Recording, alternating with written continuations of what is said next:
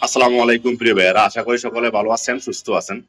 সিঙ্গাপুরে একজন সুপারভাইজারের 11 সপ্তাহ জেল হয়েছে। তার অপরাধ ছিল সে 30 জন বাংলাদেশি শ্রমিকের কাছ থেকে সেফটি কোর্স করানোর কথা বলে ডলার নিয়েছিলেন। প্রায় $11,000 মতো তিনি নিয়েছিলেন এই 30 জন ওয়ার্কারের কাছ থেকে, তোমাদের সেফটি কোর্স করানো হবে, টাকা দাও। টাকা দিয়েছে। তো পুলিশের কাছে জানানোর অভিযোগ করার পরে আদালত যে সুপারভাইজার ওয়ার্কারদের কাছ থেকে অনৈতিকভাবে বা বেআইনিভাবে ডলার সংগ্রহ করছিল তাকে 11 সপ্তাহের জেল দিয়েছে। সিঙ্গাপুরে নিজের স্কিল আপগ্রেড করার জন্য প্রতিটি কোম্পানিকে প্রতি বছর কিছু কিছু কোর্স করাইতে হয়।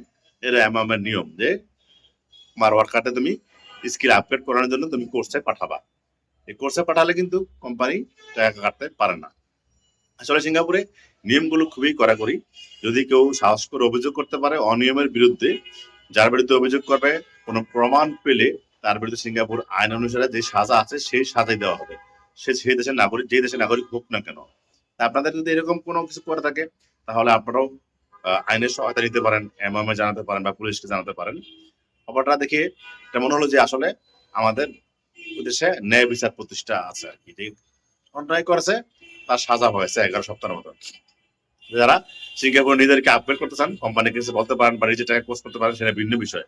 কোম্পানি যদি কোর্সে পাঠায় তাহলে সেই কারণে কোম্পানি কোনো টাকা নিতে পারে না। যদি টাকা নিয়ে থাকে তাহলে তাদের বিরুদ্ধে আইনি ব্যবস্থা নেওয়া হবে।